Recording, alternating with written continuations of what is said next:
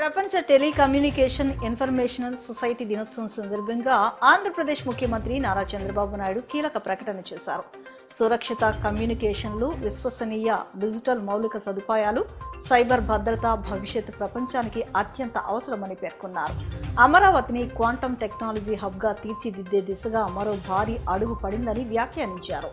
ఈ మేరకు social media మాధ్యమం ఎక్స్ వేదికగా సీఎం పోస్ట్ చేశారు. ఇంద్రకీలాద్రి శ్రీ దుర్గమ్మ వారి సన్నిధి ఆదివారం భక్త జనంతో కిక్కిరిసిపోయింది. రాష్ట్రంలోని వివిధ ప్రాంతాల నుంచి భారీ సంఖ్యలో తరలివచ్చిన భక్తులతో ఆలయ పరిసరాలు ఆధ్యాత్మిక వాతావరణంతో కళకళ్లాడాయి. తెల్లవారుజాము నుంచే ఆలయ కార్యనిర్వహణాధికారి సీనా నాయక్ స్వయంగా ఇంద్రకీలాద్రి ప్రాంగణంలో విస్తృతంగా పర్యటిస్తూ భక్తుల కోసం చేపట్టిన ఏర్పాట్లను పరిశీలించారు. మహానాడు రద్దుపై తెలుగుదేశం ఆంధ్రప్రదేశ్ అధ్యక్షులు పల్లా శ్రీనివాసరావు కీలక వ్యాఖ్యలు చేశారు. ప్రధానమంత్రి నరేంద్ర మోదీ ఆదేశాలతో ఇంధన వనరులు ఆదా చేసుకునే నేపథ్యంలో భాగంగా నెల్లూరులో జరగాల్సిన మహానాడు కార్యక్రమాన్ని రద్దు చేశామని తెలిపారు. ప్రధాని మోదీ ఆలోచనలతో సీఎం చంద్రబాబు నాయుడు ఏకీభవిస్తూ మహానాడును రద్దు చేశారని వెల్లడించారు. కోవిడ్ లాంటి సమయంలో వర్చువల్ మహానాడును ఏర్పాటు చేశామని ప్రస్తావించారు.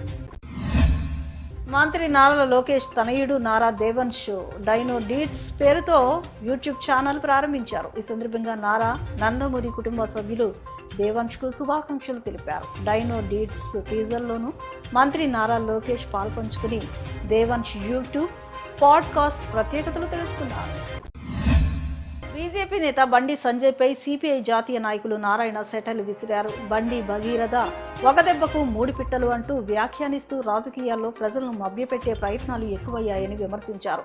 బండి భగీరథను అరెస్ట్ చేశామని ఒక పక్క పోలీసులు చెబుతుంటే మరోపక్క బండి సంజయ్ తానే లొంగిపోమని పంపించానని చెప్పడం దేనికి సంకేతమని ప్రశ్నించారు.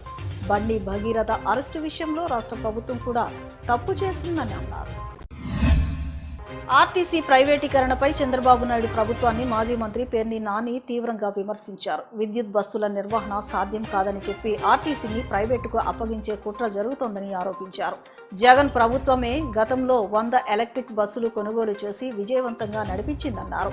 చంద్రబాబు హయాంలో ఆర్టీసీ అప్పులు పెరిగాయని, జగన్ పాలనలో వాటిని భారీగా తగ్గించామని తెలిపారు. మహిళలకు ఉచిత బస్సు పథకాన్ని సాకుగా చూపిస్తూ ప్రైవేటీకరణకు ప్రయత్నిస్తున్నారని మండిపడ్డారు. అలాగే జనసేన కార్యకర్తలపై జరుగుతున్న వేధింపులపై పవన్ కళ్యాణ్ ఆలస్యంగా స్పందిస్తున్నారని పేర్ని నాని వ్యాఖ్యానించారు.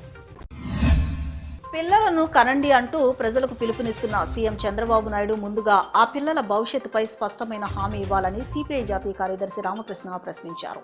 ఉద్యోగాలు లేకుండా విద్యా వైద్య రంగాలు సంక్షోభంలో ఉండగా జనాభా పెంచాలని చెప్పడం ఎంతవరకు సమంజసమని ఆయన విమర్శించారు.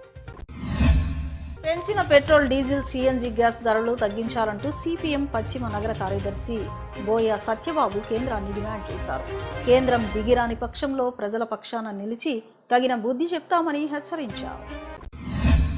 విజయవాడ మహానగరంలో ప్రభుత్వ ఆసుపత్రుల నిర్వహణలో తీవ్ర నిర్లక్ష్యం నెలకొందని కాంగ్రెస్ పార్టీ నగర అధ్యక్షుడు నరహల్శెట్టి నరసింహారావు విమర్శించారు. ప్రభుత్వ ఆసుపత్రుల్లో చోటు చేసుకున్న ఘటన రాష్ట్ర వైద్య ఆరోగ్య శాఖ పనితీరుకు అద్దం పడుతుందన్నారు. పశ్చిమ ఆసియాలో నెలకొన్న యుద్ధ పరిస్థితులను సాకుగా చూపిస్తూ కేంద్ర ప్రభుత్వం ప్రజలపై భారాలు మోపుతోందని సిపిఎం సెంట్రల్ సిటీ కార్యదర్శి భూపతి రమణారావు ఆరోపించారు. ప్రజలపై మోపుతున్న ఈ అదనపు భారాలను వెంటనే ఉపసంహరించుకోవాలని డిమాండ్ చేశారు. దేశ రాష్ట్ర చరిత్రలో అభివృద్ధి దూరదృష్టికి చిరునామా ముఖ్యమంత్రి చంద్రబాబు నాయుడు అని AP Urdu academy chairman Mohammed Farooq Shubli అన్నారు. ముస్లిం సమాజంలో పేదరికం నిర్మూలించి వారిని విద్యకు దగ్గర చేసిన ఘనత చంద్రబాబు నాయుడుదేనని అన్నారు. ముస్లింలకు ఈ రోజు ఒక చారిత్రాత్మకమైందని ఆయన పేర్కొన్నారు. నిరుపేద ముస్లింలలో 10వ తరగతి చదువుతున్న వారికి కార్పొరేట్ విద్యను చేరువ చేసిన మహోన్నత వ్యక్తి చంద్రబాబు నాయుడు అని షుబ్లీ కొనియాడారు.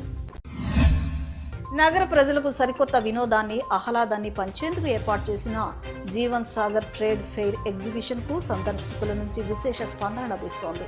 దుబాయ్ వాటర్ ఫాల్ వద్ద సందర్శకుల తాకిడితో ఆహ్లాద వాతావరణం నెలకొంది. ప్రతి ఒక్కరూ సెల్ఫీలు దిగుతూ ఎంజాయ్ చేస్తున్నారు. ప్రకృతి సంరక్షణ, అంతరించిపోతున్న పక్షులు, సీతాకోక చిలుకల ప్రాధాన్యతను తెలియజేసే ఉద్దేశంతో రోబోటిక్ బటర్ఫ్లై వాటర్ ఫాల్స్ ప్రత్యేక ఎగ్జిబిషన్ ఏర్పాటు చేసినట్లు వైష్ణవి ట్రేడ్ ఫెయిర్ ఎగ్జిబిషన్ నిర్వాహకులు కిరణ్ తెలిపారు. చిన్నారులు, యువతతో పాటు కుటుంబ సభ్యులందరికీ వినోదంతో పాటు విజ్ఞానాన్ని అందించడమే తమ ప్రధాన ఉద్దేశమన్నారు. పర్యావరణాన్ని కాపాడుకోవాల్సిన బాధ్యత ప్రతి ఒక్కరిదని, రాబోయే తరాలకు ప్రకృతి సంపదను సంరక్షించి అందించాల్సిన అవసరం ఉందని ఆయన పేర్కొన్నారు.